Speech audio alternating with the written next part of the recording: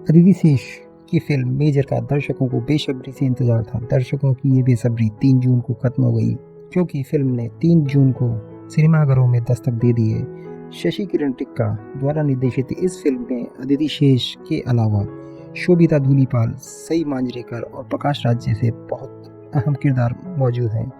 इस फिल्म को 26/11 के मुंबई हमले पर शहीद मेजर संदीप उन्नीकृष्णन की बायोपिक के तौर पर दर्शाया गया है।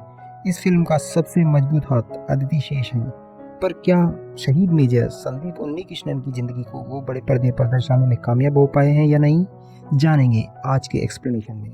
तो प्लीज़ सब्सक्राइब बटन दबाकर हमें प्रोत्साहित करें ताकि हम आगे भी आपके लिए अच्छे एक्सप्लेनेशन लाते रहें। मूवी की शुरुआत में हमें मुंबई 26/11 का अटैक दिखाया जाता है, जहां पर संदीप उन्नीकृष्णन अपनी जान की परवाह न करते हुए अपने ऑफिसर की बात को ठुकरा देते हैं और पीछे हटने के बजाय आगे बढ़ने का फैसला करते हैं। वो कहते हैं कि वो आतंकियों का मुकाबला करेंगे। और अब सीन फ्लैशबैक में चला जाता है, जहाँ पर संदीप अपनी माँ बाप से मिलने के लिए अपने घर पर आए हुए हैं, जहाँ पर उनकी माँ उनसे नाराज है और पिता उसे नाराजगी जताते हुए कहते हैं कि जो तुमने किया वो ठीक नहीं था, तुम्हें पीओके में अंदर जाकर होने की क्या जरूरत थी। यहाँ कुछ साल पहले का एक सीन दिखाया जाता है जो 2003 की घटना है, जब संदीप पाकिस्तान अधिकृत कश्मीर में दाखिल हो गए थे। संदीप उन्नीकृष्णन के अफसर जब संदीप से कहते हैं कि ये हमारी टेरिटरी है और वो उनकी, तुम वहाँ गए क्यों थे, तब संदीप जवाब देते हैं कि सर सब हमारा ही तो है। अब इसके बाद फिर से सीन प्रेजेंट में शिफ्ट होता है, जहाँ संदीप के फादर उनके शहीद होने के बाद रिपोर्टर्स से उनके बचपन के बारे में बात कर रहे हैं। जब संदीप छोटे थे और उन्हें जब उनके चाचा से मिलने के लिए जाया जाता है, तब जेल के कैदी से बातचीत करते हुए उन्हें दिखाया जाता है और वो उनसे कहते हैं कि अगर आपको भूख लगे तो आप मेरे घर आइएगा, मैं आपको खाना खिलाऊंगा। इस पर संदीप की माँ उन्हें तहज होकर थप्पड़ लगा देती हैं, जिसके बाद वो उन्हें घर पर जाकर समझाती हैं कि वो लोग गंदे हैं, इसलिए तुम्हें उनसे दूर रहना चाहिए। इसके बाद संदीप अगले दिन अपने पिता के साथ एक परेड देखने जाता है, जहाँ उसकी नज़र एक नेवी ऑफिसर पर पड़ती है और वो कहता है कि वो भी बड़े होकर नेवी ऑफिसर बनेगा। अब सीन कुछ साल बाद 1993 में शिफ्ट होता है, जहाँ संदीप अब जवान हो चुके हैं और वो एक कॉलेज स्टूडेंट हैं और वह मेंस वॉशरूम में कुछ याद करने की कोशिश कर रहा है, जहाँ पर उसके दोस्तों ने उसे एक दिल्ली से आई हुई लड़की के बारे में बताया था। तभी वहाँ पर वही दिल्ली वाली लड़की आ जाती है और संदीप जब उससे पूछता है कि वो मेंस वॉशरूम में क्या कर रही है, जिस पर लड़की जवाब देती है कि गर्ल्स वॉशरूम में पानी खत्म हो गया है। इसके बाद संदीप उसकी एक फ़ोटो खींच लेता है और उसे कहता है कि अगर तुमने मेरे दोस्तों की सिगरेट पीते हुए देखने के बाद प्रिंसिपल को बताया तो मैं तुम्हारी फ़ोटो भी उन्हें दे दूंगा। और साथ ही वह लड़की का नाम उसके बैकर से पढ़ लेता है, जो कि ईशा है, और आज ईशा का बर्थडे है। यहाँ ईशा अपने ड्राइवर से बात करते हुए दिखाई जाती है, तो उसे पता चलता है कि उसके बर्थडे में उसके फादर नहीं आने वाले हैं, क्योंकि वो बिजनेस के सिलसिले में दिल्ली गए हुए हैं और उसकी माँ कहीं किट्टी पार्टी में बिजी है। उसके फादर ने उसके बर्थडे के लिए कुछ पैसे भेजे हैं, लेकिन वो गुस्से में है और वो गुस्से में पैसे जमीन पर फेंक कर कैंटीन में चली जाती है। अब कुछ देर बाद संदीप भी कैंटीन में आता है और उससे शॉपिंग चलने के लिए बात करता है और ईशा के मना करने पर वो उसे वही वॉशरूम वाली फ़ोटो दिखाता है, जिस पर ईशा उसके साथ शॉपिंग के लिए राजी हो जाती है। अब मॉल में ईशा एक ड्रेस देखती है जो ईशा को पसंद भी आती है, जिस पर संदीप उसे वही ड्रेस गिफ्ट कर देता है और कहता है कि ये तुम्हारा बर्थडे गिफ्ट है। और ऐसे ही संदीप और ईशा की फ्रेंडशिप हो जाती है। वह दोनों काफ़ी समय साथ में व्यतीत करने लगते हैं। इसके बाद दिखाया जाता है कि संदीप ने नेवी के लिए अप्लाई किया हुआ था, जिसमें उसका फर्स्ट राउंड में सिलेक्शन हो गया है। और इसके बाद एक कॉस्ट्यूम पार्टी में संदीप नेवी की यूनिफॉर्म में पार्टी में आता है और ईशा के साथ कपल डांस करता है। यहाँ ईशा संदीप से कहती है कि तुम नेवी ऑफिसर इसलिए बनना चाहते हो ना क्योंकि सारी लड़कियां तुमसे इम्प्रेस हो जाएं। तो संदीप जवाब देता है कि नहीं, केवल एक, और वो यहाँ ईशा की बात कर रहा है। जिसके बाद वह दोनों कार से घर जा रहे होते हैं और ईशा उसे अपने दिल की बात बताने ही वाली होती है कि तभी संदीप देखता है कि उसका शराबी पड़ोसी अपनी वाइफ के साथ मारपीट कर रहा है।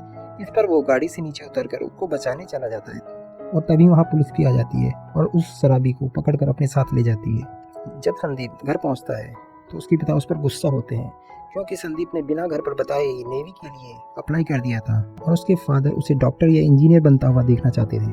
वो साथ ही साथ संदीप को बताते हैं कि उसकी आईसाइट वीक होने की वजह से उसका ये एप्लीकेशन रिजेक्ट हो गया है। इस पर संदीप को काफ़ी दुख होता है और उस साइड दिखाया जाता है। इसके बाद दिखाया जाता है कि ईशा उसे सपोर्ट करते हुए कह रही है कि वो उसके साथ लाइफ बिताना चाहती है, लेकिन अगर वो सोल्जर बन जाता है तो उसके पास भी उसके पेरेंट्स की तरह ईशा के लिए समय नहीं होगा। इस पर संदीप ईशा को बताता है कि वो नेवी में रिजेक्ट हो गया है। इस पर ईशा कहती है सोल्जर केवल नेवी में ही थोड़ी होते हैं। इसके बाद दिखाया जाता है कि संदीप अपने फादर से कहता है कि अब वो एनडीए ज्वाइन करेगा और एक आर्मी अफसर बनेगा। इस पर संदीप के पेरेंट्स उदास तो होते हैं, फिर भी वो ट्रेनिंग के लिए उसे जाने देते हैं। आखिर माँ बाप तो बच्चे की खुशी ही चाहते हैं। इसके बाद दिखाया जाता है कि वह आर्मी की ट्रेनिंग के लिए जा रहा है और वो अपने फादर के गले लगता है और अपने परिवार वालों से हंसी खुशी विदा लेता है। जिसके बाद संदीप की ट्रेनिंग होते दिखाई जाती है। यहाँ पर उसकी ट्रेनिंग बहुत ही हार्डकोर तरीके से हो रही है, जहाँ पर संदीप धीरे धीरे अपनी ट्रेनिंग में बेहतर होता जा रहा है। साथ ही साथ वह अपने सिपाहियों के साथ बहुत अच्छा बॉन्डिंग बनाए हुए है और वह अपने ग्रुप का सबसे टैलेंटेड सोल्जर बन जाता है। उसकी सक्सेस देखकर उसी के टीममेट में एक साथी हर्ष उसे जलता है और वो संदीप के लेटर जो कि ईशा ने उसे लिखे थे या संदीप ने ईशा को लिखे थे, वो चुपचाप उनको चुरा लेता है। फिर कुछ दिन बाद जब संदीप को इस बात की खबर पड़ती है कि वो सारे लेटर्स हर्ष ने चुरा लिए हैं, तो फिर वो हर्ष के पास पहुंचता है और उससे वो सारे लेटर लेता है और फिर वह छुट्टी लेकर ईशा से मिलने के लिए जाता है। अब वह ईशा से एक बस स्टॉप पर मिलता है और उसे अपने प्यार का इजहार करता है और वो ईशा को अपना वेट करने के लिए कहता है। जिसके बाद ईशा संदीप को किस करती है और बस में बैठकर चली जाती है। इसके बाद संदीप अपने माता पिता से मिलता है और वह फिर से आर्मी दफ्तर के लिए निकल जाता है। अब नेक्स्ट सीन में हम देखते हैं कि कुछ समय बीत गया है और संदीप अपने जूनियर्स को ट्रेनिंग दे रहा है और साथ ही साथ उसकी भी ट्रेनिंग चल रही है। और दूसरी तरफ भारत में मुंबई में एक आतंकवादी वहाँ के ताज होटल और बाकी सभी महत्वपूर्ण जगहों की रैकी कर रहा है। जी हाँ, ये वही है डेविड कोलमैन हैडली। अब रात को सारे कमांडोज पार्टी करते हैं, जिसके बाद संदीप अपने अफसर से लीव के लिए पूछता है। अब दूसरी तरफ दिखाया जाता है कि एक बोट पर अजमल का साहब और उसके आतंकवादी साथी मुंबई में प्रवेश कर रहे हैं और फिर उसके बाद वो निर्दोष लोगों पर धुआंधार गोलियां बरसाने लगते हैं। उसी समय होटल के अंदर एक प्रमोदा नाम की लड़की भी मौजूद है। जब इसकी न्यूज संदीप को पता चलती है कि मुंबई पर इस तरह का कुछ अटैक हुआ है, तो संदीप अपनी लीव को बीच में ही कैंसिल कर देता है और वो ईशा को कई बार कॉल भी करता है, लेकिन ईशा कॉल पिक नहीं कर पाती है। वो अपने घर पर भी कॉल करता है, लेकिन अलर्ट सायरन बजने के बाद वो कॉल काट देता है। इधर प्रमोदा अपने कमरे में फ़ोन पर बात कर रही है, तभी उसके सामने रहने वाला एक फॉरेनर गोलियों की आवाज़ सुनकर प्रमोदा से कहता है कि यह कैसी आवाज़ है। वो फ़ोन में इतनी बिजी होती है कि उसकी बात को इग्नोर कर देती है। इधर संदीप अपने सीनियर ऑफिसर से मिशन में जाने के लिए परमिशन मांग रहा है, लेकिन ऑफिसर ये कहते हुए मना कर देता है कि संदीप अभी भी एक ट्रेनी है। लेकिन संदीप अपने ऑफिसर को अपनी बात मनवा ही लेता है और ब्लैक कमांडो के साथ मुंबई के ताज होटल में प्रवेश कर जाता है। दूसरी तरफ प्रमोद को गोलियों की आवाज़ जब सुनाई देती है, तो वो बाहर आकर आतंकवादियों को देखकर काफ़ी शौक में आ जाती है। जिसके बाद वो अपने सामने वाले फॉरेनर के रूम में पहुंचती है, तो वहाँ पर उसे मरा हुआ पाती है। अब प्रमोदा उसकी छोटी सी बेटी को बचाने की कोशिश कर रही है। इधर संदीप आतंकवादियों के लीडर से फाइट करता हुआ दिखाया जाता है, जहाँ पर वो आतंकवादी एक औरत के पीछे आड़ लेकर संदीप पर गोली चलाता है। वो गोली संदीप के गले को छूकर निकल जाती है। इसके बाद संदीप के सीनियर्स संदीप को ऑर्डर देते हैं कि वह तत्काल होटल से बाहर निकले और अपना इलाज कराए। इसके बाद संदीप को बाहर आना पड़ता है। दूसरी ओर प्रमोदा उस बच्ची की जान बचाने की कोशिश कर रही है, क्योंकि कुछ आतंकवादी उसके कमरे में आ रहे हैं। अब प्रमोदा बच्ची को एक अलमारी में छुपा लेती है और खुद उसी कमरे की बालकनी से लटक कर अपनी जान बचाने की कोशिश करती है। आतंकवादी रूम चेक करने के बाद वहाँ से चले जाते हैं। उधर ईशा को अपना पुराना समय याद आता है, जहाँ पर संदीप के साथ उसकी शादी हो चुकी है और वो दोनों एक अच्छी लाइफ जी रहे थे। जहाँ पर एक रिसेप्शन के दौरान वो संदीप को बताती है कि उसकी एक जॉब लगी है, लेकिन वो जॉब नहीं करना चाहती क्योंकि वो सारा समय संदीप के साथ बिताना चाहती है। संदीप उसे जॉब करने के लिए कह देता है, जिसके बाद संदीप और ईशा की बात केवल फ़ोन पर होती है। इसके बाद दिखाया जाता है कि ऑफिस में काम करते वक्त ईशा को अचानक पेट में पेन होने लगता है। जिसके बाद ईशा डॉक्टर के पास जाती है और डॉक्टर उसे बताती है कि वो प्रेग्नेंट है। वो ये बात संदीप को बताना चाहती है, इसलिए वो संदीप को बार बार कॉल करती है, लेकिन संदीप ट्रेनिंग में बिजी होने की वजह से कॉल अटेंड नहीं कर पाता। इसके बाद संदीप एक दिन ईशा को कॉल करता है, तो ईशा हॉस्पिटल में होती है और संदीप ईशा से उसका हालचाल पूछता है, लेकिन ईशा उसे बच्चे के बारे में नहीं बताती है।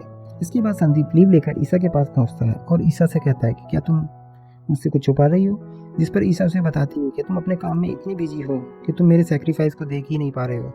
जहाँ पर संदीप को पता चलता है कि ईशा प्रेग्नेंट है, तभी एक ऑफिसर उसे बुलाते हैं। इसके बाद संदीप को अपनी बात बीच में ही छोड़कर हेडक्वार्टर जाकर रिपोर्ट करना पड़ता है। इधर मुंबई अटैक का मामला सामने आता है, जहाँ पर एक न्यूज़ रिपोर्टर होटल के अंदर होने वाले सभी इवेंट्स को खबरों में दिखा रही है और इसी बीच वो संदीप से भी सवाल करती है। इस पर संदीप उस पर नाराज होते हुए कहता है कि होटल के नीचे स्विमिंग पूल के पास कुल 24 हॉस्टेजेस छुपे हुए हैं और यह बात भी रिपोर्टर डायरेक्ट चैनल पर प्रसारित कर देती है। आतंकवादियों को इससे पता चल जाता है और वो स्विमिंग पूल के पास पहुंचकर उन 24 लोगों को मारना चाहते हैं, लेकिन स्विमिंग पूल के पास पहले से ही संदीप घात लगाए बैठा होता है और वो सभी आतंकवादियों पर गोली बरसाकर उन्हें मार डालता है और इसमें वो प्रमोदा की भी जान बचाता है। लेकिन अब चारों तरफ से आतंकवादियों से घिरने के बाद काफ़ी देर फाइट करने के बाद आखिर में मेजर संदीप शहीद हो जाते हैं। नमन है इस देश के बेटे को जिसने देश की सेवा में सर्वोच्च बलिदान दिया। अब ये खबर सभी न्यूज़ चैनल पर दिखाई जाती है, जिसे देखकर संदीप की मां रोने लगती है और संदीप के पार्थिव शरीर को उसके घर पर लाया जाता है, जहाँ पर सभी लोग उसकी वीरता के आगे अपना सर झुकाते हैं और संदीप की शहादत को नमन करते हैं। अब इस सब के बाद संदीप के फादर एंडिंग सीन में एक स्पीच देते हैं और अपने बेटे पर गर्व करते हैं क्योंकि उसने देश के कई मासूम लोगों की जान बचाई। और इसी के साथ मेजर मूवी यहाँ पर ख़त्म हो जाती है। दोस्तों, अगर आपको ये एक्सप्लेनेशन पसंद आया हो तो प्लीज़ लाइक करें, कमेंट करें और चैनल को सब्सक्राइब करना ना भूलें। मिलते हैं अगले वीडियो में, तब तक के लिए जय हिंद, जय भारत।